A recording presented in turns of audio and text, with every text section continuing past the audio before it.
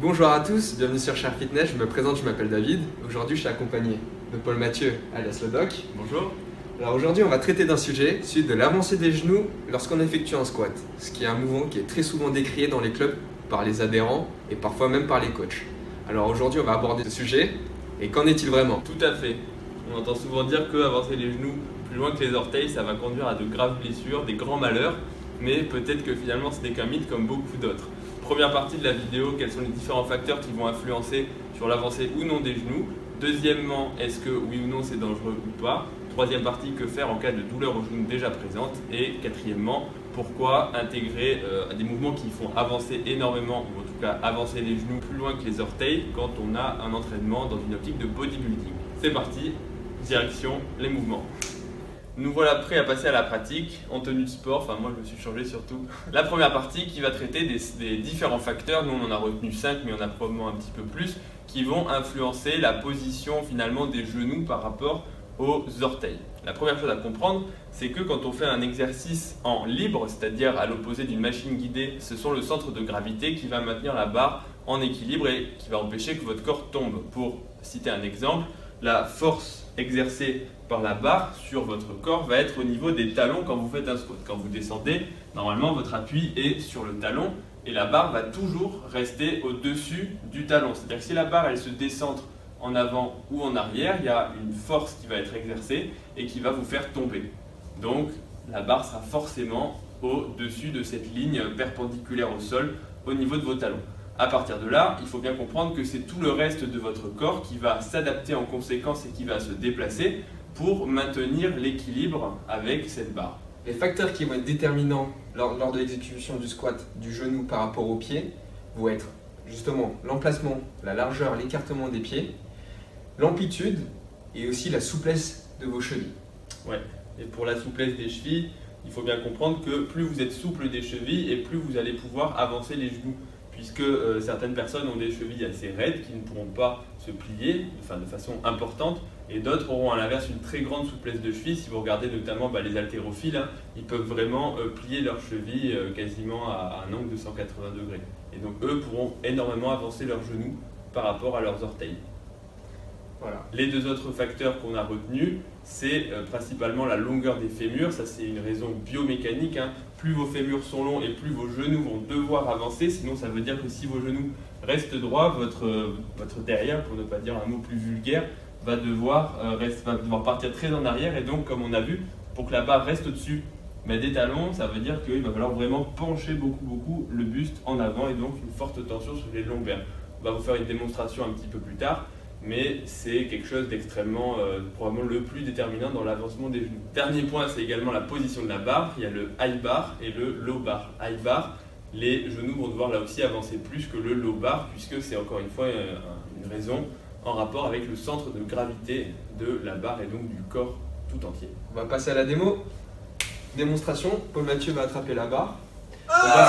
On va se mettre en position de squat high bar. Alors Paul Mathieu, est-ce que tu peux exécuter un squat s'il te plaît? Je le peux. Un squat correct. Un squat correct. On est parti. Alors comme vous pouvez le voir, Paul Mathieu a les fémurs très longs.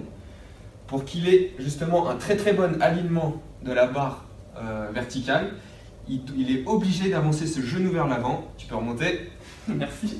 Regardez ce qui se passe si Paul Mathieu effectue son squat, mais cette fois-ci avec les genoux au-dessus des chevilles. Voilà, que j'écoute quelqu'un qui me dit non, tu ne dois pas avancer les genoux en avant des orteils. En squat high bar. Regardez ce qui se passe. Là, pour compenser, il est obligé, pour garder la barre verticale, il est obligé d'envoyer ses fesses vers l'arrière. Et du coup, il y a un problème qui va se poser ici, c'est qu'il aura beaucoup plus de tension au niveau des lombaires. Et voilà. C'est ça. C'est extrêmement inconfortable et je pense que vous l'aurez vu, c'est une position qui n'est pas du tout naturelle. Donc les personnes qui me disent qu'il faut que je garde mes genoux derrière, ils sont pas dans mon corps et je leur dis pas merci. Fait. Est-ce que le fait d'avoir un manchon, ça modifie du coup aussi? Parce que là, la barre est un peu plus haute du coup. Ouais. D'accord. Non mais si, ça modifie, c'est une bonne remarque. Ouais. Ah mais merde, on peut l'ajouter ça. Le caméraman a fait une très bonne remarque, effectivement, le fait d'avoir un manchon de squat qui est une espèce de truc en mousse. Remarque de fille. Voilà, parce que nous les vrais mecs, Les mecs Ouais, non, qui on rient, n'utilise pas les on a manches. rien à foutre, hein. Faut que ça saigne au niveau des trapèzes. Non, donc effectivement, ça va monter un petit peu la barre au niveau des trapèzes, donc ça va placer la barre en position plutôt high bar, voire même encore plus high bar si Super vous mettez déjà high le bar. super high bar, et donc vous allez devoir avancer beaucoup plus. Donc plutôt ne pas l'utiliser. Ouais, non, ça, faut pas le mettre, ça c'est une connerie. Si t'as besoin du manchon, tu t'en sers. Ouais, moi je peux pas faire ça, hein. Sinon ça me tape sur le. Ouais. Enfin, j'ai les os saillants ici. Parce donc, que, peut-être moins chez les hommes, peut-être, mais oui, chez les femmes qui ont pas forcément Ouais. le trapèze. Moi j'en ai déjà vachement trop à mon goût. Bon. Mais oui, justement, de toute façon, une femme, on veut pas qu'elle. Enfin, on veut pas. On ça veut lui pas, s'arrête on tout. l'interdit. Ouais. Si une femme qui a des Et trapèzes, puis, On veut qu'elle ait juste un gros cul, des gros seins et qu'elle fasse la bouffe. c'est ça, et c'est pas ça, c'est que le trapèze, c'est un muscle qui est inutile. On passe au point suivant. deuxième partie maintenant, est-ce que oui ou non, avancer les genoux lors d'un squat c'est dangereux? Alors là, vous vous dites, vu comment ils ont tourné la vidéo, la réponse ça va être non, c'est pas dangereux. Surprise, motherfucker! Malheureusement, c'est pas forcément le cas. Oui, ça peut être dangereux, il y a quand même un fond de vérité qui n'est pas négligeable. Donc la réponse c'est oui et non, ou non et Oui, oui, oui, plutôt. voilà, non et oui.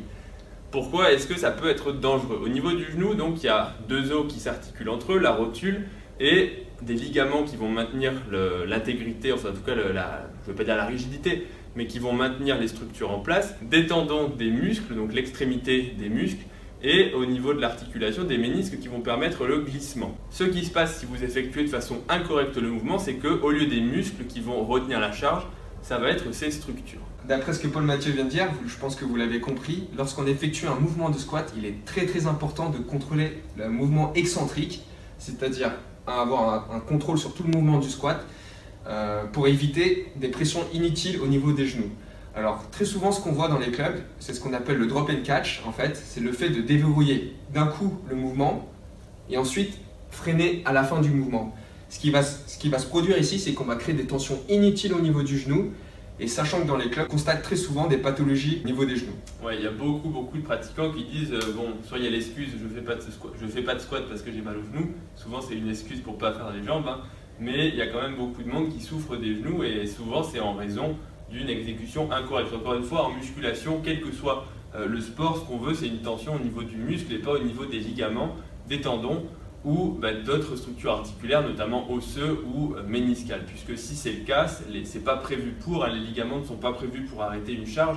Donc si vous ne ralentissez pas l'excentrique et que vous ne contrôlez rien, ce qui va se passer, c'est que vous allez rebondir en bas du mouvement et à un moment où il n'y aura pas de tension sur le muscle, qui c'est qui retient la fin, qui c'est qui subit cette tension et cette force engendrée par la charge? C'est toutes les autres structures. Et donc ça va les blesser, vous allez finir à l'hôpital probablement pas, mais en tout cas vous allez finir à vous dire j'ai mal au genou, je peux plus faire les jambes. Et ça c'est très problématique. Exactement. Et ça survient d'autant plus qu'effectivement on avance les genoux, puisque plus les genoux sont avancés et plus il y a une ouverture et une position entre guillemets de faiblesse. Regardez ce qui se passe lorsque Paul Mathieu exécute un mouvement de squat avec les genoux qui restent Exécute haut. Ah non, exécute j'ai dit. Bon, c'est pour ça qu'il dit. Ça apporte d'avoir des vues sur son fessier. Alors, un autre problème qu'on rencontre dans les clubs lorsqu'on exécute un squat. Alors, Paul Mathieu va nous faire la démonstration. Qu'est-ce qui se passe lorsqu'on fait un squat avec les genoux qui restent au-dessus des chevilles? Alors, comme vous pouvez le voir, voilà, à partir d'une certaine hauteur, d'une certaine amplitude, il y a ce qu'on appelle un butt wing, c'est-à-dire un changement de courbure. On la refait. Courbure lombaire. Une courbure lombaire. On refait. Hop, hop, là ça reste droit. Et là, on a le butt wing. Changement de courbure.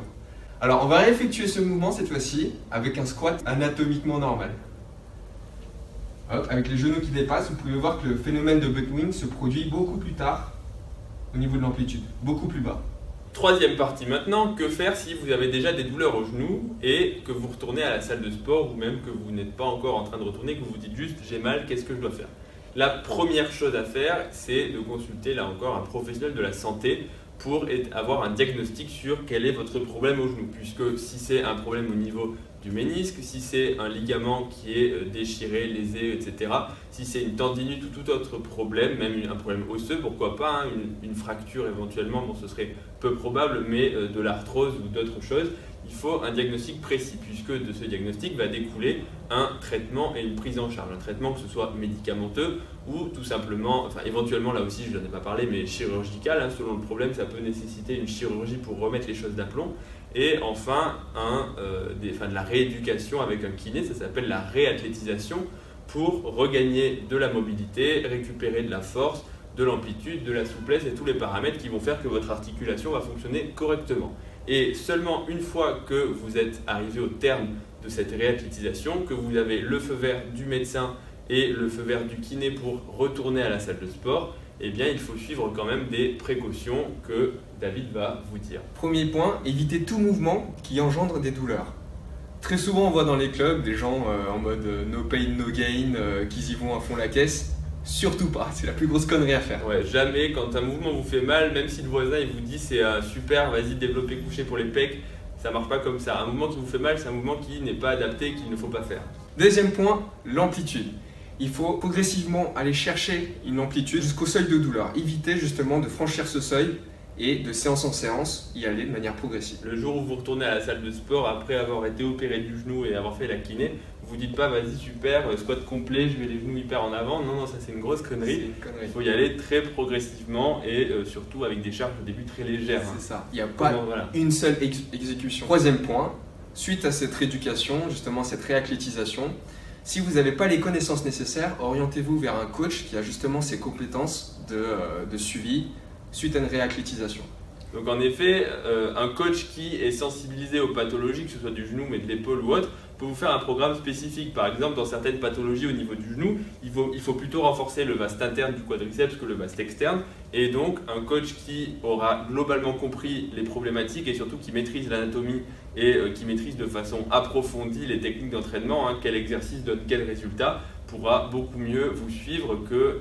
C'est pas péjoratif ce que je vais dire, mais un coach lambda qui va juste vous dire bon, fais du squat pour des quadriceps, un peu de presse et un peu de soulevé de terre pour tes ischios. Ça c'est sûr, mais ça c'est la base et on peut pousser bien sûr le raisonnement un peu plus loin. D'autant plus quand il y a des pathologies médicales qui sont rentrées en compte. Quatrième partie maintenant, pourquoi intégrer des mouvements de cuisses qui font avancer les genoux au-delà des orteils dans un entraînement de type bodybuilding. Et pour cette partie-là, je vais laisser la place à notre coach puisque moi je ne suis pas très crédible et probablement que je n'ai jamais fait, j'ai dû écouter le conseil de ceux qui me disaient n'avance pas tes genoux au squat. Qu'en est-il, coach? Je pense que c'est juste une question de bronzage. Ouais. Alors, le bronzage. L'intérêt ici, justement lors d'un squat, d'effectuer le mouvement avec les genoux qui dépassent la pointe de pied va permettre ici un travail qui est principalement axé sur le quadriceps, du fait qu'on déporte la charge vers l'avant. Et aussi du fait que le quadriceps est beaucoup plus étiré que lorsque les genoux restent en arrière. Contrairement justement à un squat, lorsqu'on l'effectue avec les genoux qui restent légèrement déportés vers l'arrière, où là l'exercice va solliciter un peu plus le travail des grands fessiers.